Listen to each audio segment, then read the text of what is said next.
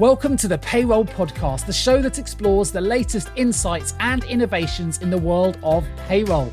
I'm Nick Day, founder of JGA Recruitment, a specialist global payroll search firm. I'm also a qualified executive coach and a recognized Reward 300 member. And my goal for this show is clear. It's to bring you expert guests and payroll leaders who are driving this industry forward.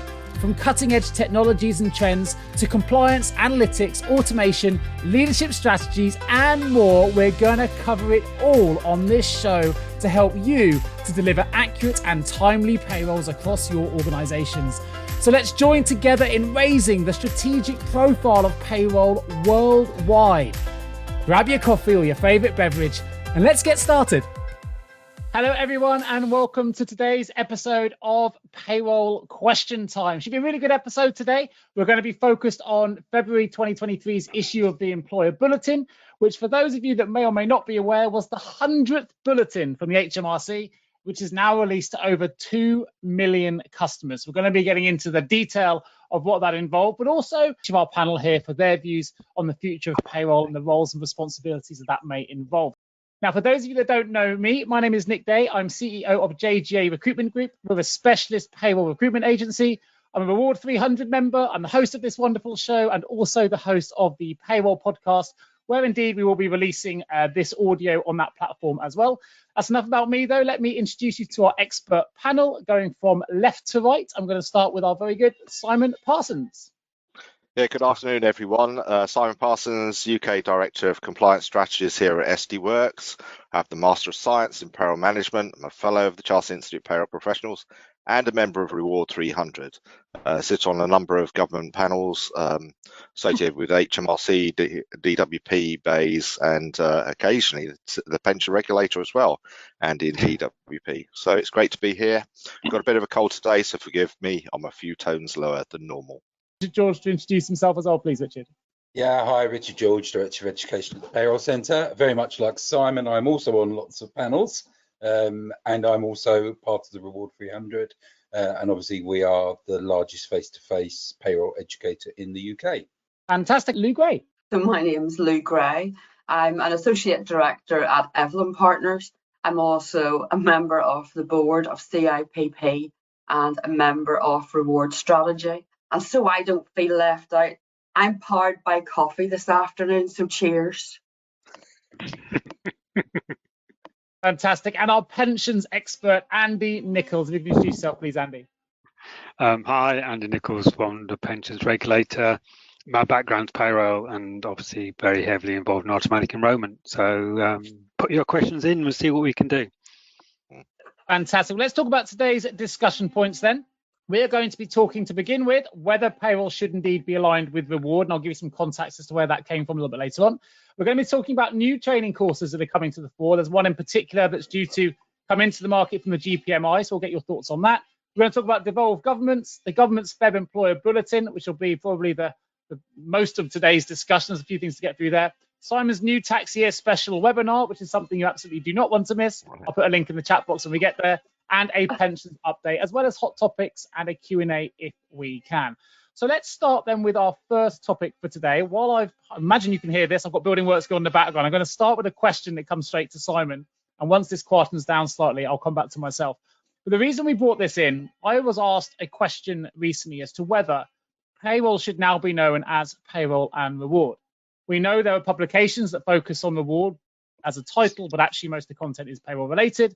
And we've got lots and lots of different discussion points around this area. And it made me think about whether or not payroll and reward is actually the future of payroll, or has payroll become so strategic, so busy with all the things you've got to do, that maybe there's no longer space for those two things to be combined. So I'm going to start with you, Simon, and just get your thoughts on what are your thoughts on whether on linking reward to payroll as a profession?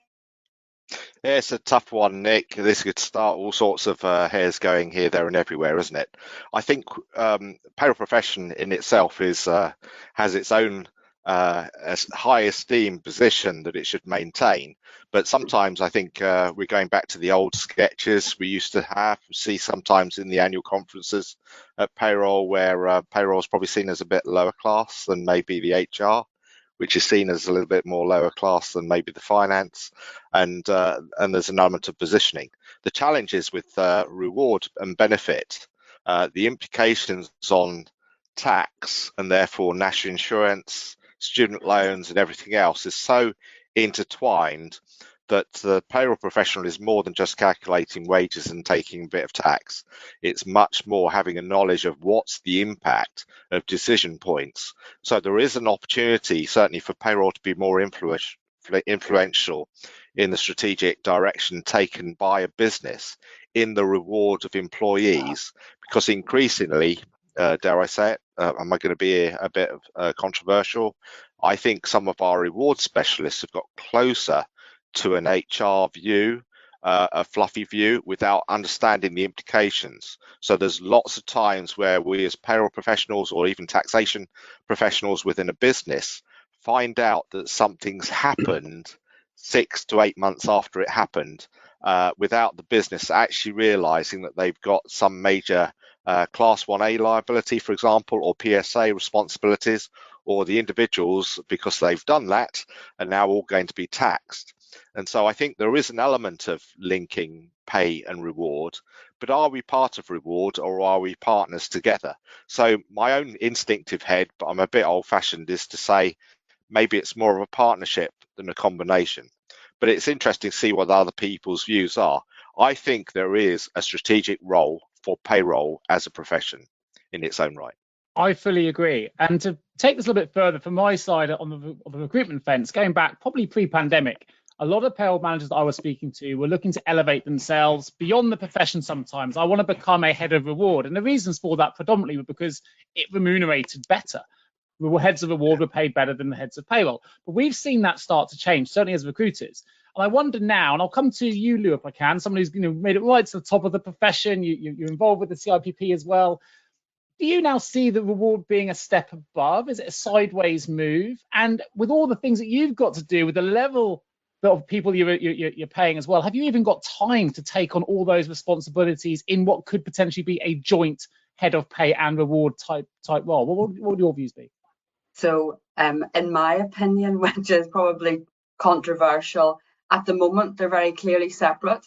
And the way I'm looking at it is from a bureau background, which I've been in now for 7 years, payroll teams, tax teams, reward and benefit compensation teams all exist and work together for our global clients and for the businesses that they are. However, I do believe that as a payroll professional, I need to have an understanding of the reward and the impact of payroll.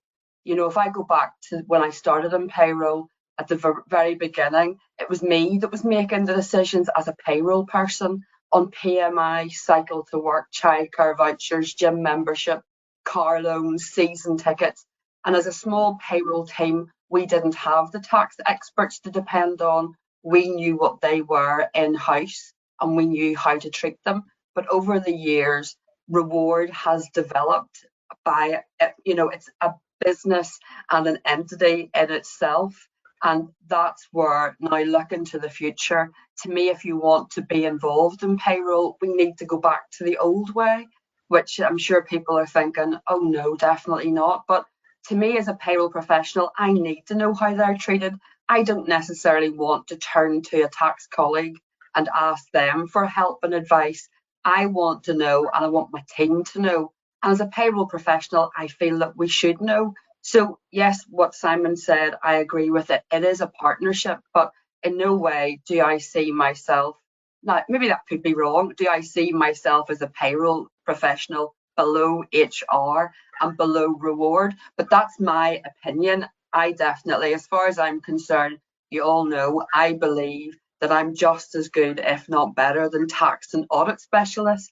And that's where I want our profession to be. But I do believe that as a payroll professional, we have to know how to treat things for tax. And that's not about relying on somebody else. It's about making that part of the profession. Yeah, cracking response. And I'll come to you, Richard, then. So something that we've seen again, as recruiters, we've talked about on this show, we now know that payroll is way more important in relation to the impact it can have on the employee experience, right? So we want to make sure people get paid on time. If they don't and not paid compliantly and accurately, it can have a massive knock-on impact on retention, the ability to attract employees as well. And there's loads of new technologies coming out of the market now, which allows us to pay people more innovatively, whether that's pay on demand and the various other solutions in pay dashboards and so on, which are all kind of a little way removed from reward. Of course, reward is the way that we reward our employees, and that used to be central to that talent and attraction kind of algorithm, if you like. But coming to you, Richard, now that you've seen payroll really raise its profile over the last couple of years, you're traveling all over the country, training the next gen of payroll professionals as well, the things that you do. Do you think we're ready yet for payroll now to stand on its own 2 feet, away from HR as its own body? Or are we still not quite there yet? Does it depend on the size and sector of the business, perhaps, or the nature of the payroll? What's your view? I think Simon used the word that's probably most integral here, which is strategic. Principally is what is the strategic balance required to manage not only paying people, but ensuring that the benefits and reward are applicable for the organization. But, you know, from what I see, I think it's so company centric as to what the model needs to be and how big a part of the company the benefits actually make. So, you know, for a bureau, for instance, it's highly unlikely that they're moving outside of the payroll world in relation to what they do, because they are fulfilling a requirement. But if you look at, say, a university or I guess a large private sector benefit-driven organization, I think it has to be so integral that it becomes part of the payroll role. I think the whole aspect of strategy means, at the very least, payroll is a key element of any benefit project. You know, you look at what's the one that is exponentially growing currently, it's EV cars. I can't sit in a room with payrollers without at least half that room having either got it, had a discussion about it, or being told it's something that the company's looking for. But where it's a lovely, fluffy, very good benefit, e.g. something that will maintain positivity in the workforce, there's so many caveats and so many considerations that need to be made, which, looking at I guess a more fluffy HR side of let's just get it because it's really good, possibly won't be considered. Whether that be the what ifs. So what if someone leaves? What if they go on maternity? What happens if they change role and they earn less money halfway through? All of that key sort of stuff that needs to be thought about, and that goes across all benefit packages, makes payroll such a strategic element to it. Can I ask a question then, Richard? I'm going to come in very quickly, just have a thought process popped in here then. I can be very boring about that. If there is a reward manager then in the business, based on what you've just said, should it be now then that the reward manager actually reports into payroll rather than the other way? And that's kind of where I was going, on the grounds that in more and more cases and more organizations that I see, the reward aspect has to be is becoming or is integral to the payroll. If you look at somebody like Ian at Lincoln, you know, principally, I'm sorry, Ian, if you're listening, and I'm using you as an example, he has become, probably because of the way that the university works, probably as much reward now as he is payroll, because the process is totally linked, and there's probably more rewards than there is pay in quite a lot of organizations. So I think from my side, it is centric to a business, but I think it is almost impossible now to separate the two, even though in some respects, and you're quite right, Lou, we'd like to. So I'm going to ask this last question before we move on to the next section of today's show, which actually does link to the courses and qualifications. I think it's quite closely linked to the reward conversation anyway.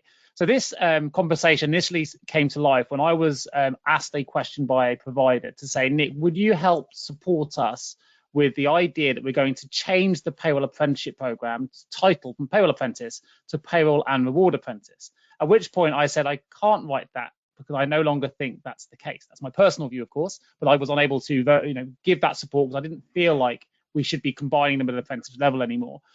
But to come to, that's a personal view, to come to the three of you in turn, if we were trying to encourage new people into the profession, and indeed, maybe that's the apprentice level or level one, maybe I'll come to you, Lou, as we've obviously got those close links with the CRPP as well. Would you be encouraging as a payroll and reward route into market, or do you think we've still got enough robustness in the world of payroll, enough to offer as a career pathway? I certainly think that there is, to keep it as payroll and to follow that pathway as is. What's your view, Lou? I mean, I believe that payroll is strong enough and has a good enough position that it should stand as a career choice, and that there can be a very clear pathway. We have the qualifications, we have the businesses that are growing and developing, and the payroll that comes along with it. And I genuinely, at the end of the day, a few years ago, I was going into schools and talking to young people and encouraging them to take payroll as a career, because it is there, and there are great options out, as the business develops. But what I would say, where I maybe don't agree, is that I don't think we've fully utilised the pandemic and raised our profile enough and raised our profession enough. I personally feel that we've slipped back a wee bit because we're doing what we've always done. It hasn't changed. Yes, okay, there's jobs out there. Yes, definitely salaries are definitely on the increase, but it's still hard to get people and encourage people to come into a profession. So we have to go out and make that career path known to everybody to encourage people to do it. And we have to stop being the payroll professional that just sits in the back of the office, sits quietly and puts out, hits that red button that everybody keeps talking about to make payments to people. We have to put ourselves and our voice forward. And I do feel strongly enough that we don't have enough people pushing that agenda and making it clear and giving us the rights to be the strategic leader, which we actually are, because we all know we have so much data at our fingertips that we can utilise. And there are such great developments for us. If you even look at, yes, reward is part of it, but look at how important it is to understand the tax and NI, and that is what the basics of a payroll career is. Fantastic. I'm going to get a little mic drop for Lou there. Can I just say something as well? Come to you, Andy, because you've moved from payroll into pensions. So obviously still involved in both, but what would be your take on this? You've got a slightly different viewpoint potentially. Well, yeah, and obviously, I was in the early days of all the various associations of payroll, because payroll needed to become a profession. And if you were going to recruit a reward manager, I'd want them to be payroll person, because if they don't have that background, they're not going to be the best reward manager, and vice versa. A payroll manager needs to understand reward. And really, should it be saying, should reward be aligned to payroll? ? Rather than I think payroll is the end of the line for everything connected to people's pay. You need to know everything. So why not put everything into the payroll department to have rewards in payroll, and it's its own setup, and things like flexible benefits, that they are driving pay, and so payroll need to make sure it's right and it's compliant. And pensions is a reward, and a benefit. And I got recruited because I had payroll background. Nice. And automatic enrollment would not work if it wasn't for payroll. I've seen Simon nodding through some of those responses. Simon, any closing thoughts from yourself? We move on to the next section. Yeah, sure. The trouble I have sometimes is with us trying to change our name to something else is, does it actually devalue us as a profession? And I think there's an element of changing our cultural stance to think that actually, no, what's wrong with payroll? But changing it from being something that's viewed as an end product that just pays the wages in a brown packet to something that actually motivates me as a member of staff. Otherwise, because if I'm not paid and I can't pay my bills, I'm going to walk out and I'm going to find another job. So we become intrinsically part of being employed. So, but yeah. I think you know my view. As I've said in the podcast before, is it wrong to say payroll is sexy?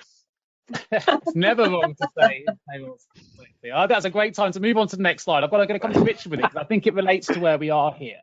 Now, the reason we brought this next slide into play is in relation to, actually, there's a poll. I'm going to come to that poll in just a moment, actually, David. I might come back to that in just a second. So I want to bring this into Richard, was because the GPMI, which is the Global Payroll Management Institute, obviously there are lots of training providers out there as well, but this one in particular are about to launch the first course, as I understand it, globally, which is 100% focused on payroll analytics.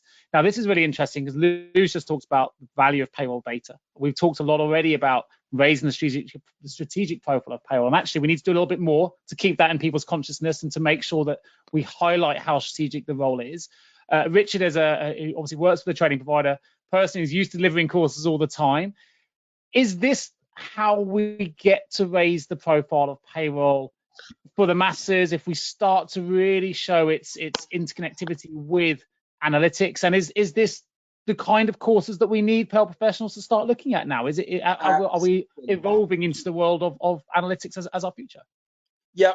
So I'm going to take you back about a year and a half, Nick, if I may, to you sitting in a room with me, looking out over Tower Bridge, where you talked about payroll being a profit maker. Do you remember that conversation we had? I do. I think absolutely. Well, and how does that happen without having, I guess, a footprint and a position in an organization where the output that you're giving isn't just, this is the cost of the payroll every month?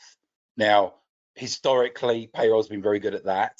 Historically, payroll's been actually quite good at forecasting change. So, you know, the NI is going up because of the health and social care levy. This is what it's now going to cost us. But actually digging and delving into the analytics of cost, resource, and all the other areas, I think is such an important, I guess, step up and step change within an organisation that I think it's a absolutely crucial element at the more senior levels.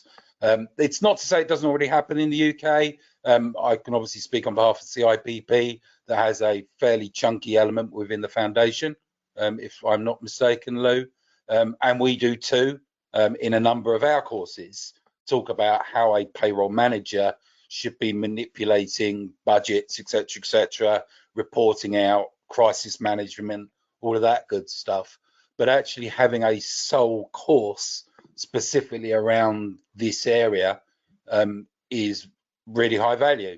Would it be high enough value currently that it would get booked? I think we're on a bit of a line on that one, probably there or thereabouts. But I think the more that we escalate the principle that payroll is more than, as Simon said, getting the pay to people at the end of the month.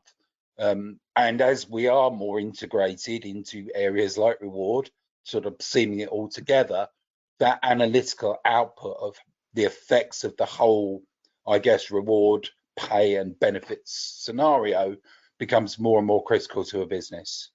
Great response. Well, I think that's a perfect way actually to lead into that poll, because you gave a response which didn't surprise me, but I'm fully in agreement with Richard. So you've articulated that really well. So our poll here does actually relate to the world of reward and payroll. The question is this, for those listening to audio only: should payroll be aligned with reward? So yes, they belong together. No, keep them separate, or not sure other. Hopefully some of the responses you've heard from our expert panel today may well have influenced your decision here. While we wait for those results to come in, just to give you a little bit of context to that conversation that me and Richard had overlooking the Thames in London about a year ago or a year and a half ago.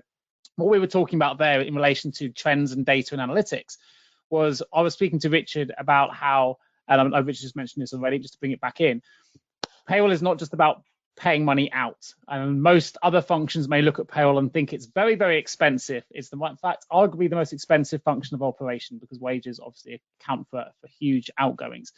However, if you think about it as a profit-making center, small changes, small identifications in trends and analysis identified by payroll can actually make significant savings for a business. Now, whether that's looking at pay gap trends, maybe it's looking at regional pay changes, looking at absence reports, sickness reports, all those little things. If by identifying just one of those trends through the data that payroll have access to, could potentially lead to significant cost savings. And I think if the mindset comes into payroll of going, look, we need to be more analytical, we need to use this data to really add to our bottom line of our business, I think that's where we can really collectively as an industry raise the profile. And I think that's really exciting reason to be involved in payroll, because you can really influence how an organization is run with the data you've got at your fingertips. So just to bring that back into context, it ties into with what Richard was just saying.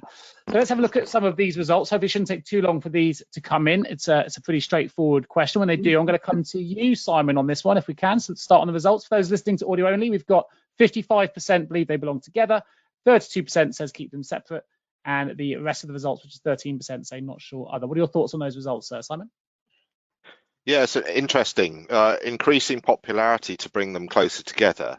I think lots of experience difficulty because they are sometimes perceived so far apart. But interesting comments you just made there of saying payroll seen as an expense. And I think there's an element of people in a business are a part of the investment and the assets of the business. So actually, is this an expense or is it an investment?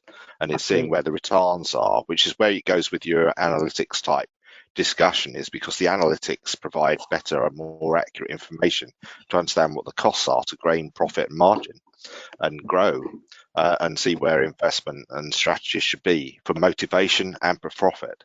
So yeah, interesting results. Yes, they belong together. It certainly seems to be increasing popularity. There is still a fair chunk of keep them separate.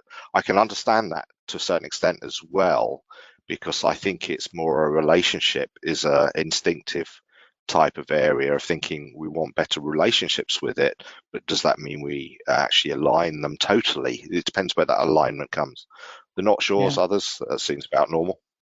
I think an interesting question may have been, so I'll come to one second, may have been whether if we change this question around, should payroll report into reward or should reward report into payroll? I think we'll see slightly different statistics.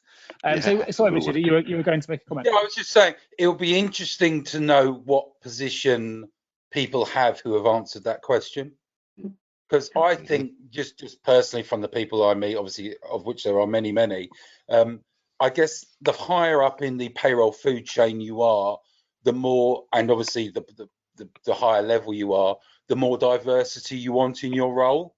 Yeah. So principally, if I was a senior payroll manager in a large organization, I'd been there long enough that my day-to-day was in very good shape. I had a brilliant team. I had fantastic management within my team. I'd actually want to expand my role, and therefore being a reward and payroll manager is probably more significant than being a reward and payroll clerk or specialist. I mean, I do think that could be challenged a little. I think if it's sometimes this is about raising awareness of just how big the single role of payroll can be. We don't always need to look outside to broaden the horizons of what's already available to you, but I understand the point. I'm going to come to you, Andy, just go back to that last the slide if we can. We've got those results, David, if we can. I was interested in your response when we talked about reward earlier. So with your thoughts and your experience, Andy, what kind of courses would you like to see introduced that can really help raise the profile of payroll and bring payroll into what's required now for the contemporary workforce? Well, yeah. Well, interested on that point. When I think of myself, do I think of myself as a pension person or a payroll person? I think of myself as a payroll person.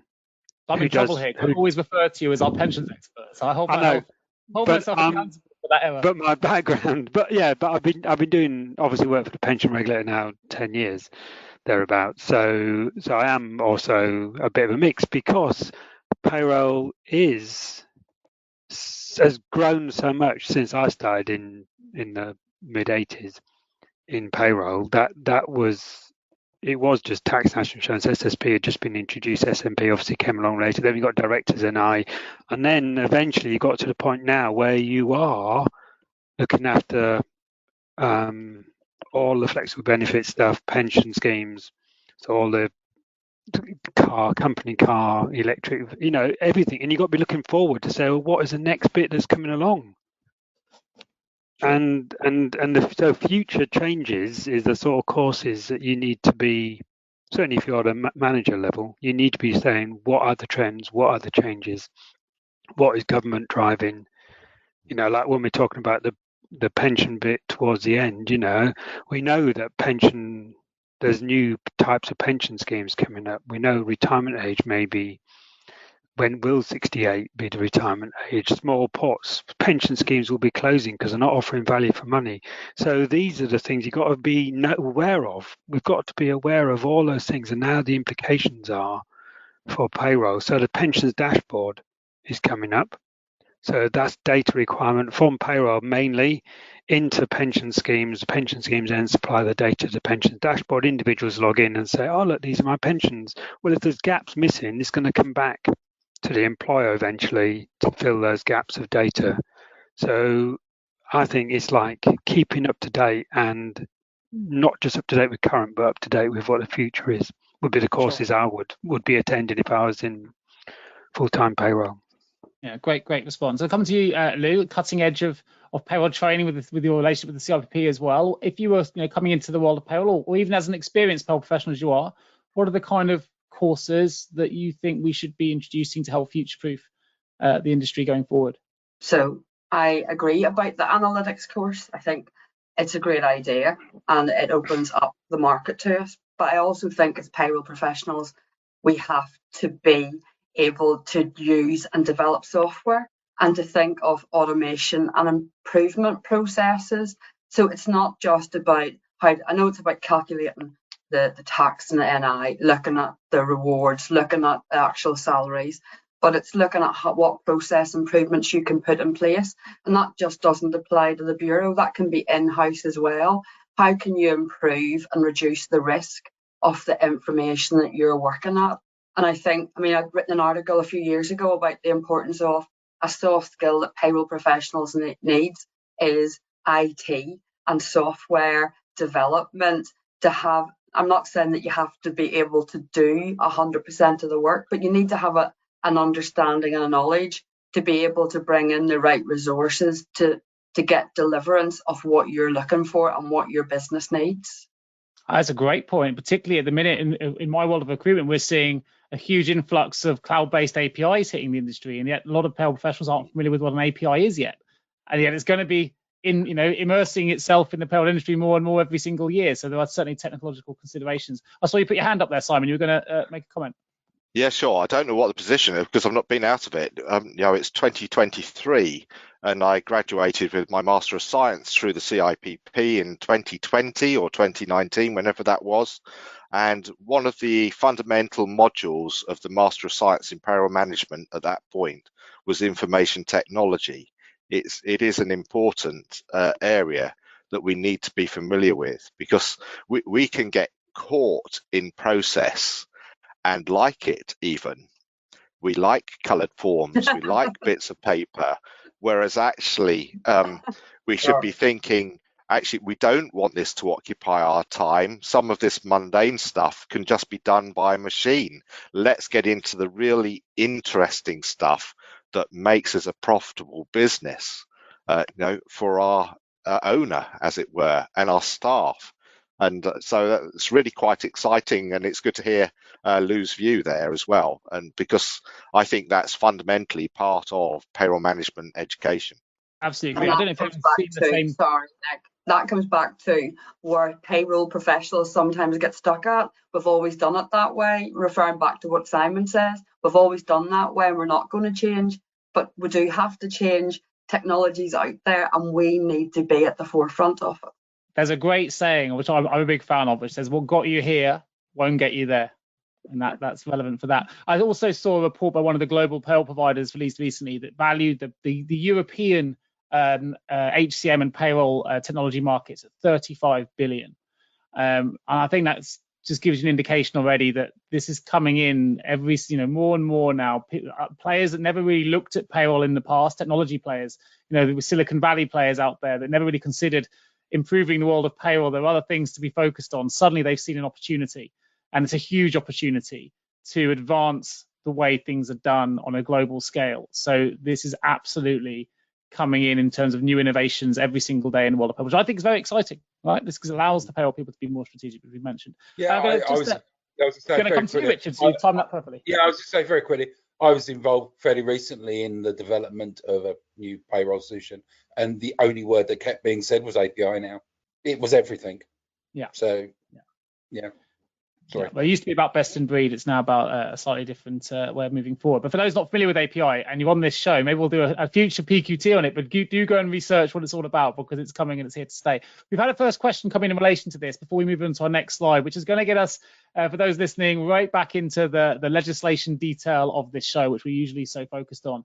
Well, the question is this, comes in from Dorato. It says, what do you think of the trend for companies to move their payroll to, in inverted commas, cheaper locations in order to cut the costs of operational payroll? Who would like to tackle that? I guess is why are they moving it there? Is it because their process is so manual that the cost effect of what they're doing is unattainable? So is that, I guess, the right way to go, or is the right way to go to embrace and invest in technology to actually remove the requirement and actually give you the focus, as Simon and Lou both stated, on doing the sexy bits?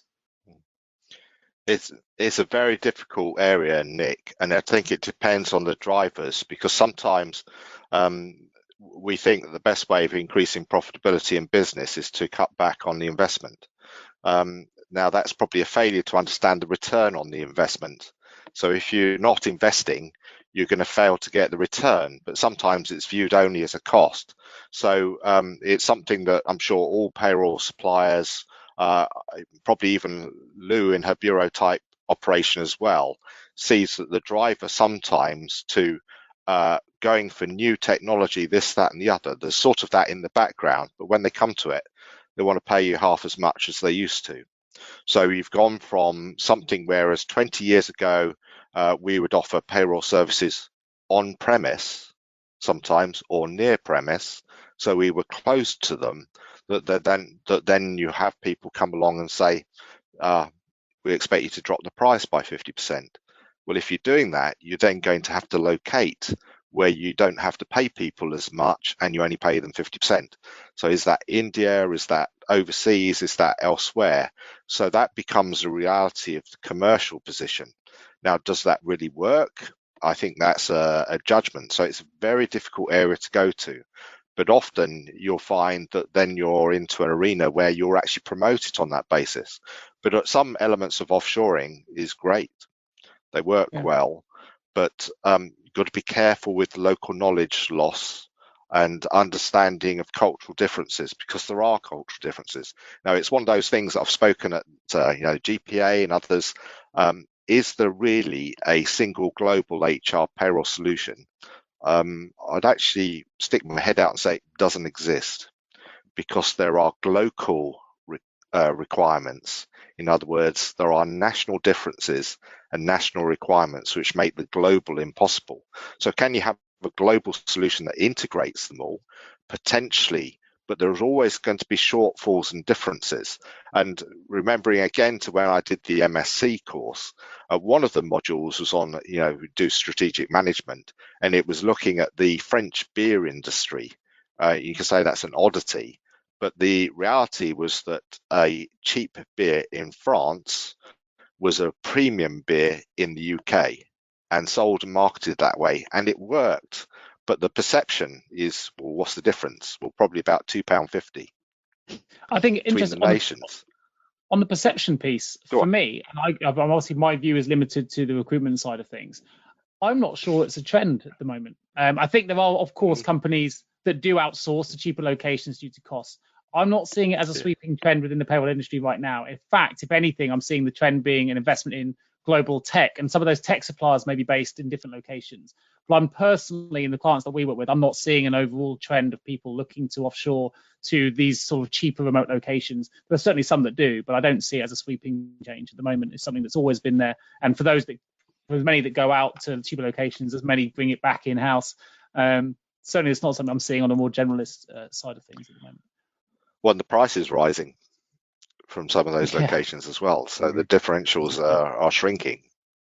And then so let's jump into... Go on. No, I was being there.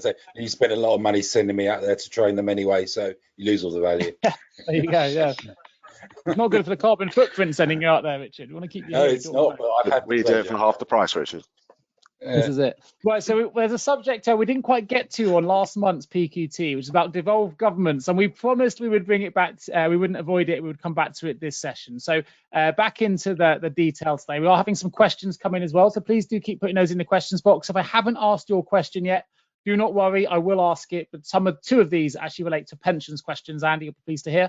So I will ask both of thsions questions when we get to our pensions section of the show. So be patient with us, we'll get to those. So devolved governments, Simon, what's the latest? Okay, well, when we probably set this on the schedule, maybe there was going to be more or maybe different, but things have fairly settled. So the Welsh and the Scottish Parliaments announced their changes for April 23. The most significant was for, of course, Scotland, who have actually raised the higher and additional rates by 1%. And of course, the general Westminster change impacted all the devolved governments as well, and they seem to have all adopted, which is the dropping of the additional rate from 150,000 down to 124,000, etc. So all those sort of values are around and published in the books. The surprise element on the devolved governments was probably the Scottish diligence against earnings. So if you've got Scottish earnings arrestments, they were changed last year and they're only ever changed every 3 years. Oh, well, they changed them again for this April. So that was passed only a few weeks back, in early February. But diligence against earnings arrestments, council tax, things like that for Scotland have changed again for April. And of course, we've still got the Northern Ireland conundrums going on, and maybe Lou, I'm not sure you're necessarily Northern Ireland payroll centric, although you're there, but the assembly there has different law. So most of the law on employment rights, etc., evolve around Great British legislation, and Northern Ireland is part of the United Kingdom. So actually has to either mirror or come up with its own law. And there are differences. And I think that's why it's got the impact on bereavement amendments for early birth, because actually Northern Ireland has sort of caught up with the rest of Great Britain, but gone further. So they're actually expanding that to other things that we don't even have in Great Britain yet. That's my start point for you today. Lou, anything to add from Simon's comments? No, I mean, what Simon said is correct. I mean, he is the font of all knowledge, and I'll definitely never say anything differently. But what I will say is on the 9th of February, it was decided that there didn't need to be any agreement in Northern Ireland to have a government until January 2024. So in effect, we have no government at the moment, and any laws that are going to go through will be passed by the UK, but that can take months, if not years, to happen. I mean, the one that's happened this week isn't payroll related, it's Dathly's Law, and it's the Organ and Consent Bill, that because Northern Ireland were behind with it's about opting out for organ donation in the rest of the GB. In Northern Ireland, it was about opting in. So that law has been changed, but only because Westminster took over. But so again, we're in this area of, unless there's public outcry, no changes will take place until our politicians can put aside their differences and just get on with the job on hand. Super. Well, we're going to bring us to our next poll, which is going to be in relation to the government's Feb Employed Bulletin, the 100th bulletin, of course, which is over 2 million of you would have received. But the poll is this, because there were some bulletin in response to the P11D form. So the question is, for those listening to audio only, how do you handle the P11D form? Paper form, electronic, via payroll, or NA? So put your responses in there. I'm going to come to you first this time, Richard, on this, if we can. Once we get these results, I'm going to ask for your commentary. While we're waiting for those results to come in there, Andy, I'm going to ask our first pensions question, if that's okay. Okay. Just while we're waiting, it says here, hello, everyone. I have a pensions question for Andy Nichols. Automatic enrolment pension schemes should have no barriers for employees to join. Some of my clients offer AE pensions on a salary sacrifice basis only. Isn't that considered as a barrier, especially for those whose pay would drop below national minimum wage? Thank you. So the barrier for salary sacrifice arrangements would be if you need the individual to sign a salary sacrifice agreement before they can be enrolled. So if it's been built into the employment contract, or maybe during a period, if you're postponing the individual during that postponement period, they sign their agreement for salary sacrifice and then they get enrolled.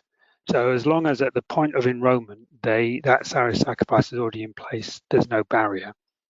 And in terms of national minimum wage, obviously the individual may be in salary sacrifice, and then for whatever reason their pay comes to the point that you think it will breach national minimum wage, so you're going to take them out of salary sacrifice and put them into paying normal contributions. Well, what does a salary sacrifice agreement between the employer and the individual say? Is it allowed to do that? Can the pension scheme agree to you putting people in and out of salary sacrifice and contributions? So conversations probably on employment law regarding the contract for salary sacrifice and with the pension scheme to determine whether or not it's okay for people to be flipping in and out. And also, what does HMRC say about salary sacrifice and people going back and forth? Sure. So, Brilliant. I hope yeah. that's answered the question for you there. Let's see if we get these results in now. Richard, I'm going to ask for your commentary as they come in. I'm just going to read the results out for audio only. We've got 11% said paper forms in terms of how they handle a P11D, 51% electronic, and 30% via payroll, 8% not applicable. Richard, what are your thoughts on those? Yeah, so, paper is always going to be receding on the grounds that if there is an electronic option, and given the scale that people complete them, that they're going to want to use the electronic format. I'm surprised that, not as surprised as I probably should be about the payrolling aspect. You would think that would be increasing more and more. I guess the bigger question is how much longer do we have the two processes in place? The whole point of RTI, the whole point of a number of changes that we've seen in the last decade have really pushed us towards real-time information to HMRC. And obviously via payroll, that is a significant, area where with the P11D process, it's an annual solution. So I'm not surprised to see the numbers that we see. I guess if you ask me this or polled again in another couple of years, the payrolling will be higher. I think the bigger question is how long do we continue down the path where there is this single annual return, and it now being pretty much the only single annual return that we do. I think possibly I was going to say, finish it off. I guess the technicalities of certain areas such as company cars, especially if you have multiple changes during the year, etc., can create a very difficult process if you're payrolling. But I guess also going back to Simon's earlier view, it's how it's always been done is probably a percentage of the answer. Well, this, of course, ties us in to the bulletin. For those who have already read the bulletin, you'll be familiar as to why we've asked this question. Let's go to that slide if we can. And that's because informal payrolling will no longer be allowed from April 23, and P11Ds for 2024 will have to be electronic, whereas any adjustments to P11Ds from April 2023 onwards will also have to be electronic. I wondered, Simon, if I can come to you, if you can just give us a brief overview of some of these bulletin points, and then maybe we can use yourself, Richard, Lou, and Andy to delve into the detail. Yeah, sure. So some of the news of the employer bulletin will probably be a bit of a shock, especially for those that are still using paper. And actually the slide may be slightly incorrect there, because P11Ds filed from the 6th of April 23. So we could take the view that's 24. It's not. It's 22, 23, and no longer permitted to be applied in paper. So HMRC are announcing in the bulletin that this year's P11Ds have to be filed electronically. That's a bit of a shock. Now, whether they'll change that and change it and say, okay, you've got a year's grace, we'll have to see. But it's worth looking at the bulletin. Now, I know that the software developer community are a little bit up in arms. I've had the messages, I chair the BCS Payroll Specialist Group. We've been in touch with Mark Taylor at HMRC Software Development Support Team, who's our interaction, and Richard Garth and those sorts of people to say, it would have been nice to have had some notice, because we've had no notice of a change. But in effect, as the employer bulletin stands, 22-23 P11Ds have to be electronic. And Which is any interesting. adjustments, 31% just said they weren't doing electronic. Yeah, I'm just going to highlight that figure correct, because this is what brings us into the limelight, right? exactly. And the other angle is informal payrolling. So although we've got a statistic there of 33, was it, or 30% that are payrolling, I suspect, just from sort of the information I have, now they may have counted themselves in the P11D paper or not, but I suspect there are some that are actually doing informal arrangements, so they haven't actually registered. And I've had long, go on. Sorry, Simon, I just want to make sure that everyone's following this clearly from my listener group. I've had a quick question. I don't want to just run off without them understanding. Someone said, can we just confirm what informal payrolling is? And if you can just confirm that, we can then back on. Yeah, sure. So to payroll benefits in kind that are normally reported on P11D, you have to register with HMRC by the 5th of April before the tax year you're going to start. Once you've registered, you don't have to re-register. That registration lasts forever. But we've had people that have come to us and said, oh, we've been payrolling for a year, can you do this, this and that? Or we just want to slot on the company cars. Our response as a responsible supplier will be, have you registered? And they'll go, what are you talking about? And it's sort of, you have to register with HMRC to formally payroll benefits in kind. And they'll say, oh, yeah, look, I've got a letter from 2011. And there's an element of, well, that's no good because the registration didn't open until 2016. So they've all gone. And then you actually find out they haven't registered at all. Well, HMRC have tolerated informal payrolling for some years, so they've let you do it. But the employer bulletin for February 2023 says 22-23 is the last year. You have to register if you're going to payroll for 23-24 by the 5th of April this year. Otherwise, you're to stop. Okay, and so that's the thing, is this has been announced in February. In effect, has to be done within 6 weeks. You have to change the way you're payrolling. Now, will they change their mind? Is this just a tempter to build the pressure and see what the reaction is? But as it stands from the employer bulletin, you can't paper P11D for any filings due this year, and you can no longer informal. Lists have gone, everything's gone. You payroll properly or you P11D electronically.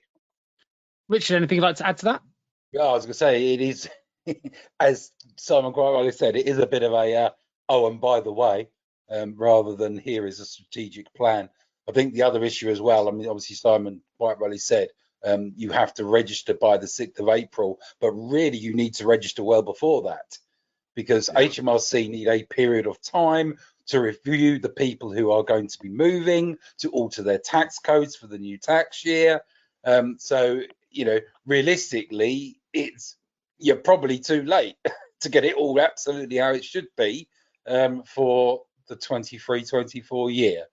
But similar to Simon, is it just an issue of error of wording that actually they mean P11Ds from 23?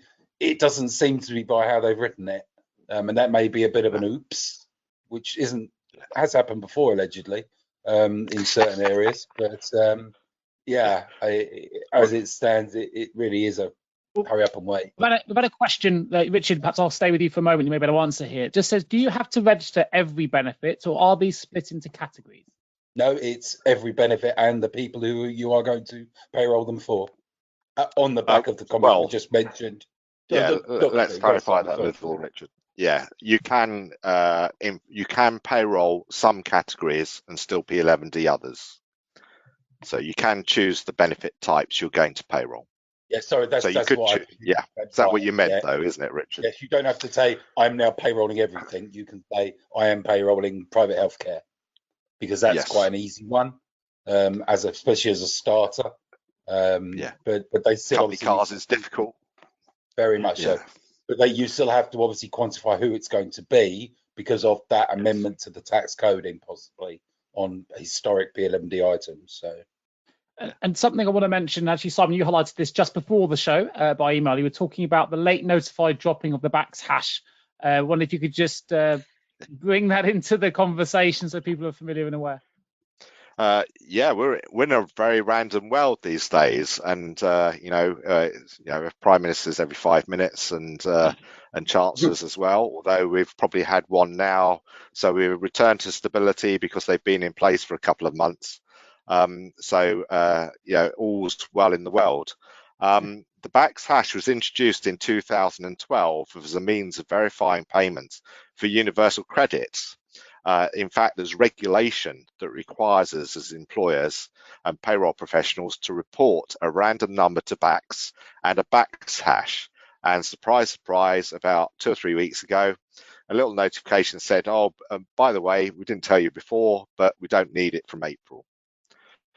Now, they're not saying that if you supply it, that'll be a problem. They're just going to ignore it.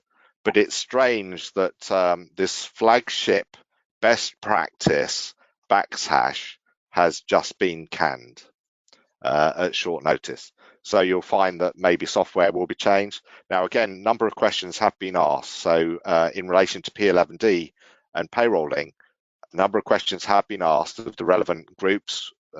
Richard will be aware of some of those. Have we actually had any response to those yet? No. So we're no clearer on whether they're going to clarify anything. And on the BACS hash, all they've said is field is at 117, no longer needs to be populated. There's no clarification yet of whether the random number should be dropped from the BACS file itself, but it seems a nonsense to supply it if they've no longer got the BACS hash, or any other implication of whether the regulation, I'm going to guess, I think it's something like regulation 338 or 38, requires under ITPA 2003 amendments from 2012 or 11 that requires the BACS hash to be applied to files by law. Is that actually going to be rescinded, or have we had some techie just decide they don't want it anymore? I've had a question come in. I'm going to come to you, Lou, if I can, for this one. Hopefully I've come to the right guess, but how far do we need to go back to correct a year-to-date figure on payroll? I mean, to me, good luck. No, to me, I keep going back with the information that I have. I mean, ultimately, we have to retain information for 6+1 years, so we would always go back to that. But I mean, we are dealing with clients who have had, 2016, 2017, corrections have had to be done, and we have had to go back and look at the information and do it. So to me, if we have the information, unfortunately, you have to keep on. If it's impacting, then you need to go back and make that correction. I don't know if you, Richard and Simon, agree with me. To me, I just go back. It's 4+1 or 6, but isn't it 20, Simon, for HMRC? It tends to be 6+1, 6 plus current. They could go further for fraud cases, couldn't they? They could go back indefinitely. Yeah. The challenge with HMRC on a fraud case is if they find it at year 6, they can assume it goes back forever. Yeah. So if you don't have the records, they'll assume you made the mistake, as long as they feel they want to, and they will associate a penalty or fine. But physically, how far back can you go and change records on HMRC? You have 6 years. They may ask you to correct things beyond that, but you can't send FPS more than or EYUs more than 6 years old. I'm going to come to you for this one, Richard, just because this was a Payroll Centre update that popped into my inbox. I don't think we've covered it yet, so I'm going to come to the Payroll Centre expert on our panel today with this one. It was regarding a recent announcement about HMRC, which has updated its guidance given in its agency update to confirm the status of payroll advances and their relationship to the RTI process. Wonder if you could just bring that. This is a very confusing area as to what is an advance and what isn't to start with. A lot of people call things payroll advances that are actually payroll loans, and that instantly makes the water very muddy. So if, for instance, you work for me, Nick, and you said, I need 200 quid because my boiler's broken down, and my company decides to give me a couple of £100 out of petty cash and take it back at the end of the month, that isn't an advance. We're talking about here about payment on request, and where this has seen such a obviously large growth is pay on demand. Sure. Because principally that is a salary advance that isn't reclaimable at the end of a pay period. It's in real time. The reason in it and why it's a payroll centre question is we're actually talking about it in our update is under the legislation, that's a payday, which by rights also means it's under legislation and RTI return, which could mean a situation where you could be delivering 3, 4, 5 RTI returns for an individual per pay reference period. The big issue therefore is A, logistically, that would be horrific. Number 2, an enormous amount more work for HMRC. And number 3, if you're on universal credit, which is obviously driven out of RTI, it will probably just go pop, and you will not receive anything. So the principle, and this was in the bulletin, again, this latest bulletin, was that HMRC are altering legislation so that there will only be the requirement for a single return per reference period, even if you are taking advantage of either an internal or external advance option. And I think that pretty much covers it. Fantastic. There was another update as well by the CIPP I'm going to bring to life here just to make sure that everyone's got the latest information that I got getting dropped into my inbox. It related to employer PAYE direct debits. So the HMRC are aware that the deadline for setting up a direct debit, which will then collect charges with a payment due date of the 22nd, is earlier than they would like. They are working to shorten the lead time. It will take some time. It does mean that any new direct debits need to be set up by the 10th of March or by 12th of April to ensure the monies due by the 22nd of the month are collected by the direct debit. I'm mentioning that now, so you've had some advance notice prior to our next PQT. Otherwise, it'll be a little bit late and the horse would have bolted. Okay, well, let's I've got one more question actually, then we're going to move into pensions. I know there's a couple of pensions questions I've got here to ask, so please thank you for your patience. I will get to those in just a moment, but a question that relates to payroll legislation here. It's an SSP related question.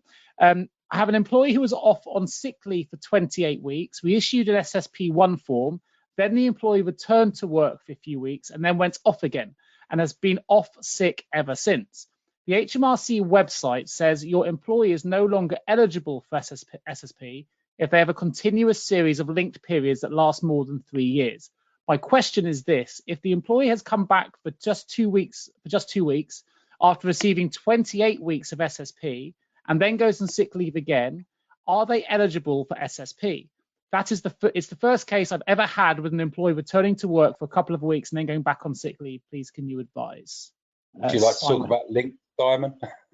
Yes, I mean, the answer is no, Nick. They're not entitled to SSP. In fact, you complete the same checkbox on the SSP1 form as you've already had 28 weeks. And you'll see in the second paragraph of that box, it'll say that that doesn't reset until they've returned without any sick absence for 8 weeks. So they have to come back for 56 continuous calendar days with no sickness before they'll get another 28 weeks. Super. And my last question just popped in as we were answering that one. So I'm going to come to you, Lou, for this one because it's a theoretical question. Wondering how many of the panel, I'll start with you, Lou, think that using the HMRC direct debit is remotely advantageous? Well, I do have some clients that I'm actually recommending that they use the direct debit. My concern is because of the issues that have surrounded it. I have clients who'd be quite old-fashioned, so they actually establish in April what they want to pay to HMRC, and then every quarter they reconcile it back to what they should have paid, and then they update their standing order. And I know you might think that doesn't happen very often. Well, it would surprise you for some of the payrolls across the globe how many do it. So for me, some clients, it would be better because it means then the payment is going on time.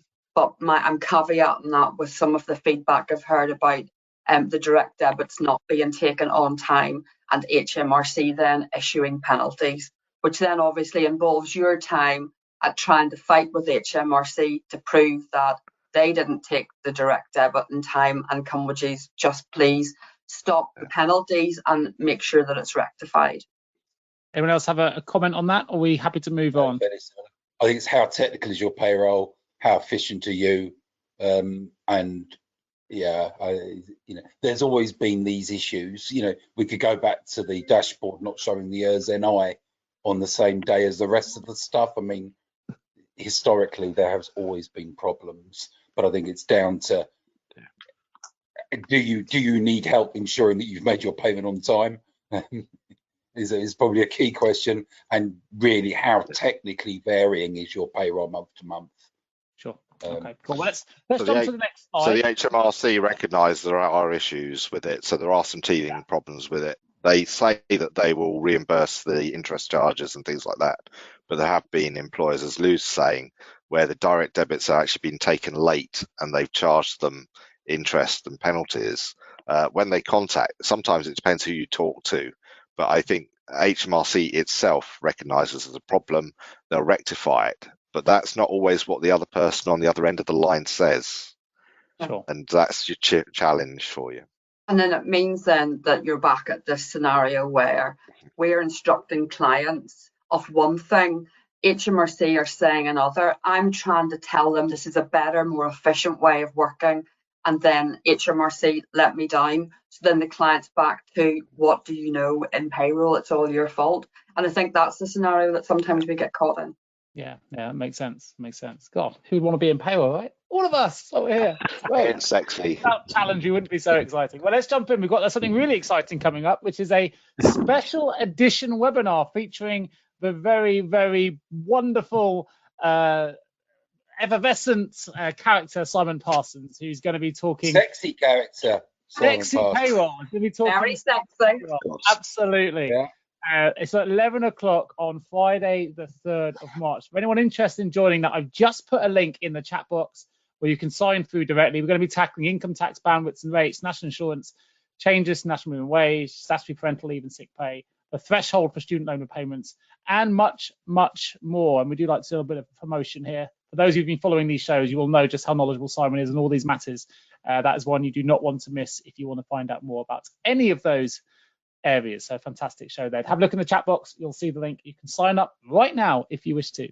Right, so we've got a lot of pensions questions which have been coming in, Andy. Of course, the Minister for Pensions, Laura Trott, has also announced a shake-up of private pensions to create a fair, more predictable and better run pensions as well. So we can get into some of that. But before we jump into the questions, I wondered if you could give us the latest updates. Well, really, yes. I mean, we're still waiting to find out what's going on with the retirement age. When will 68 be the retirement age, or will it even be that? So that should be reported. In my mind, it's May, but if anyone else on the panel knows, every 5 years they review the state retirement ages. So, and 2017 was the last one. 2022 was immediately last one, and then that's result now. So there'll be another one in another 5 years. So keep watching that space. That will have an impact. The pension dashboard, that's coming up. That's been delayed. It was going to be from April onwards. That the large master trust, for instance, would be starting to put their information on a dashboard. So you should keep aware of it on a personal front, but also from a payroll perspective, because don't forget, payroll is the source system for the data, which eventually goes into the pension system, which then the pension administration system is what feeds the dashboard.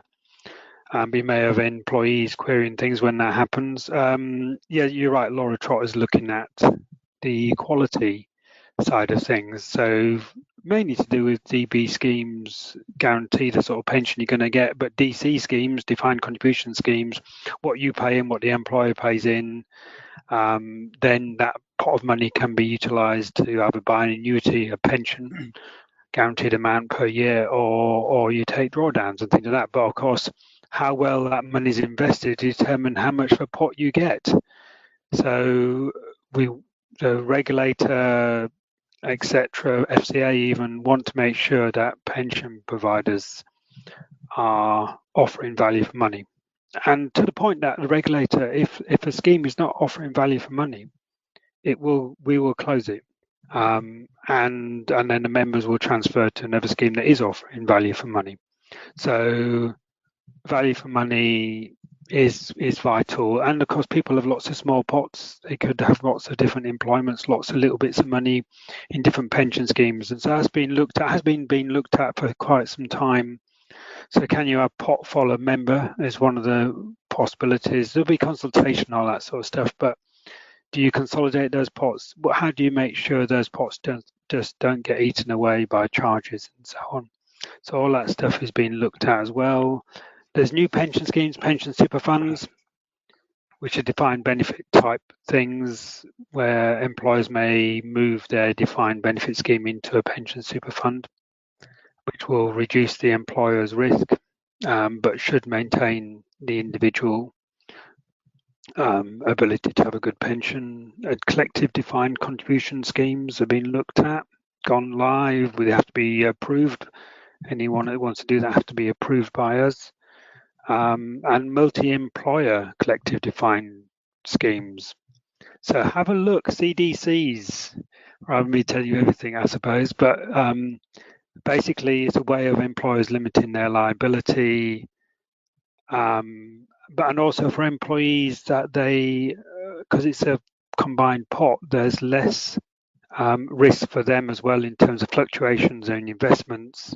So you should, in theory, have a better pension than DC. That's the thought behind it for those advocating it. So anyway, what will be impact on payroll?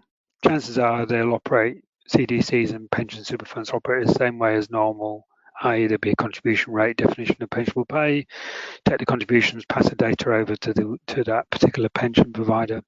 But your employer may be considering it, so you need to get involved in that, have that strategic conversation before they just make a decision. I think that's probably all the thoughts that come to my mind at the moment. Well, that's why I'm going to delve into that mind now. I love the fact you highlighted the strategic nature again there with 3 questions that we've had come in. The first is this one, comes in from Fiona, that says, do you know what pension data is required by pension providers for the pensions dashboard? How much historical information is likely to be required? So it won't be coming out of payroll systems directly, well, very unlikely to be. So the pension scheme, whether that's a company occupational pension scheme where you've got trustees and it's your own company's pension scheme, or whether it's like a master trust or a group personal pension scheme, they'll have administration systems, a pension system that has all the member data or a contribution data and the ability to analyse and know how much a pension the person will get if it was like a defined benefit scheme. That will be the source system for the pensions dashboard. There's a phased rollout, so the large pension schemes will go first and the smaller schemes at the end, and that's all being worked out. And if you go to PDP, Pensions Dashboard Programme, part of Money and Pension Service, but there's actually you can sign up to the Pension Dashboard Programme and get emails to keep yourself up to date as what's going on. I think payroll's involvement would be when the pension provider starts to look at and clearing their data in readiness to supply that information to the pensions dashboard. They'll be saying, we got a gap in data, or we don't know if this is the right data, not the right data. Dear employer, can you please let us know? And then chances are that'll be a payroll department, maybe HR, who will need to provide that correcting data or that gap, fill that gap. And of course, for pensions purposes, pensions data is probably kept for like 100 years, depending upon the type of scheme you've got, because you need to make sure that the right pension is paid to everyone who's entitled to a pension in that scheme. So it's a different set of data retention requirements compared to payroll. So just be aware as payroll, you may get asked to fill gaps like national insurance number missing, dates of birth, maintaining the home address, make sure it is the correct home address, because when someone logs into the pension dashboard, that pensions dashboard needs to make sure that that person is that person.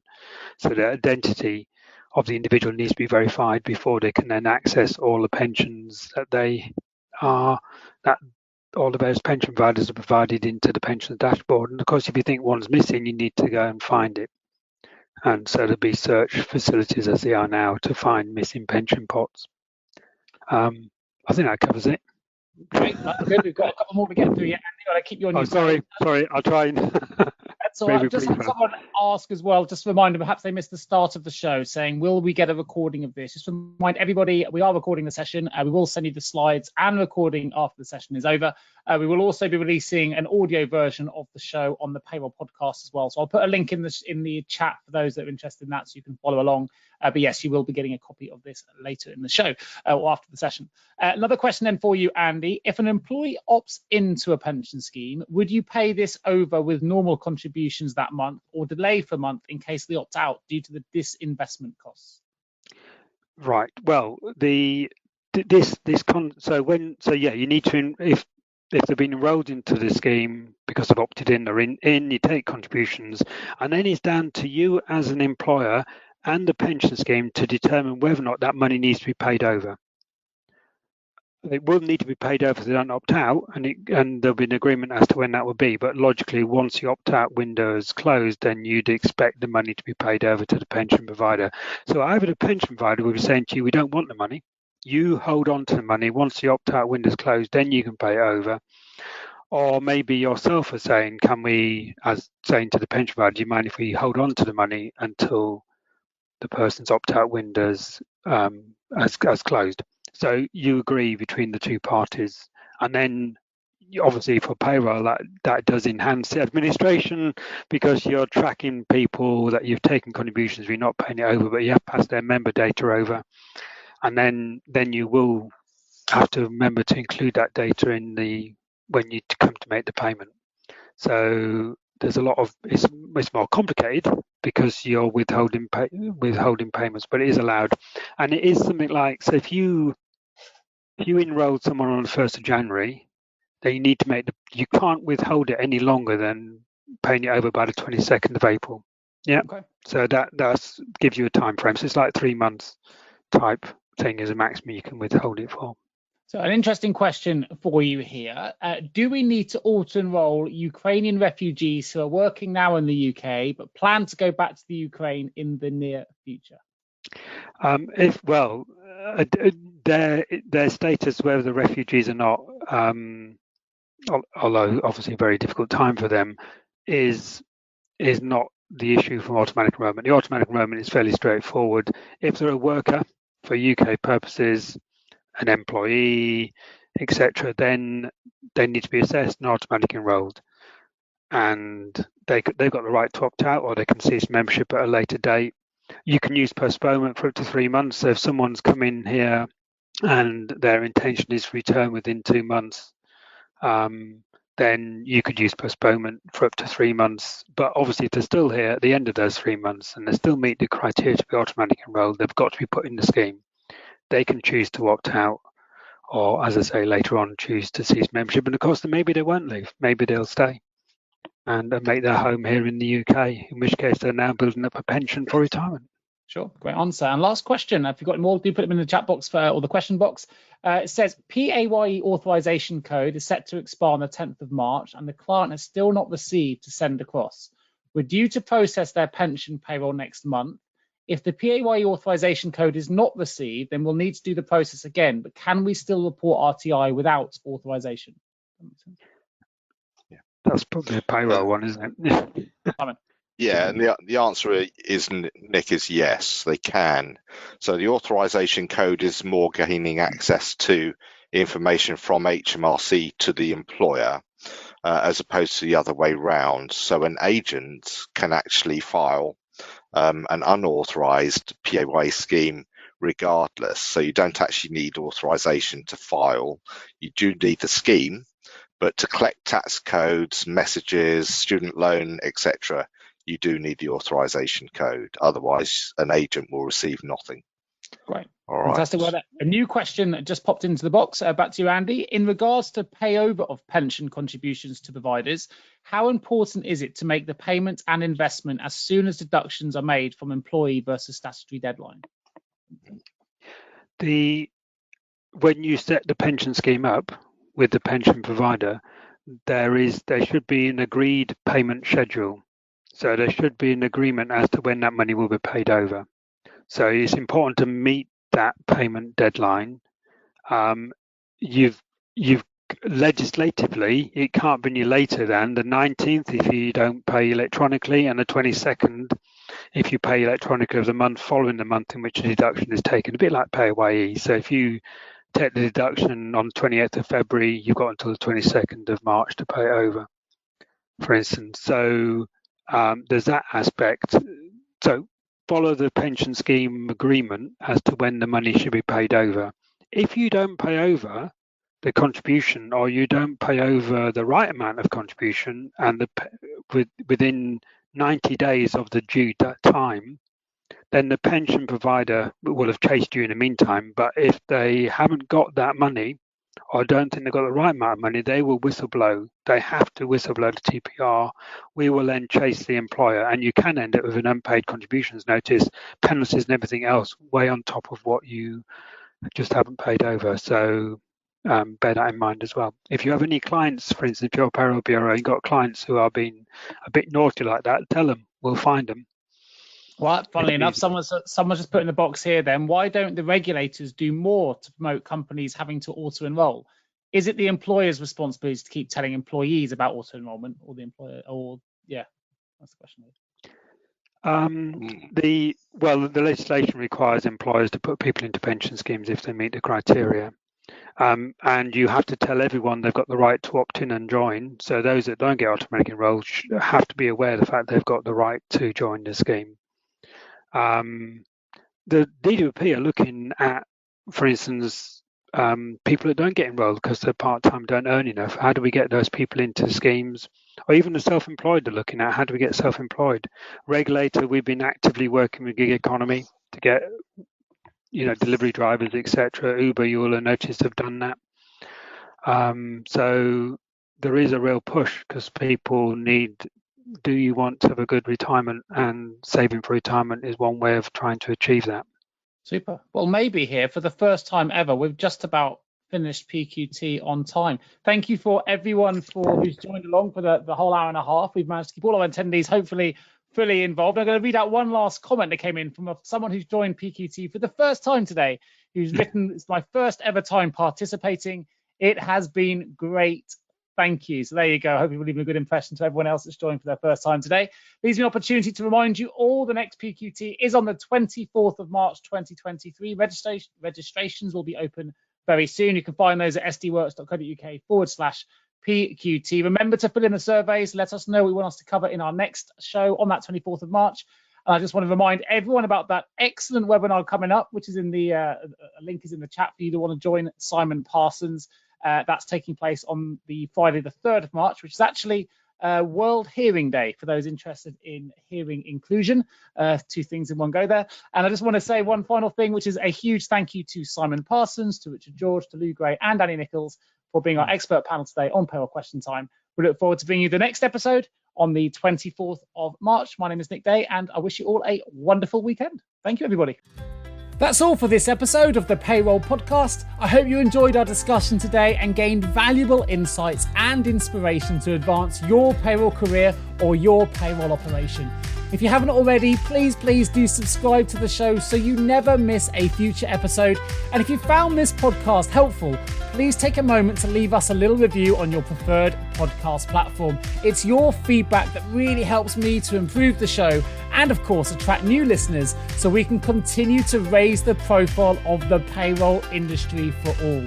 Finally, if you know anyone who could benefit from this payroll podcast, please do share it with them. Let's spread the word and build a vibrant community of payroll professionals worldwide. Thank you, of course, for listening. My name is Nick Day. Please do look me up on LinkedIn and send me a connection request. In the meantime, I look forward to being with you again on the next episode of the Payroll Podcast real soon.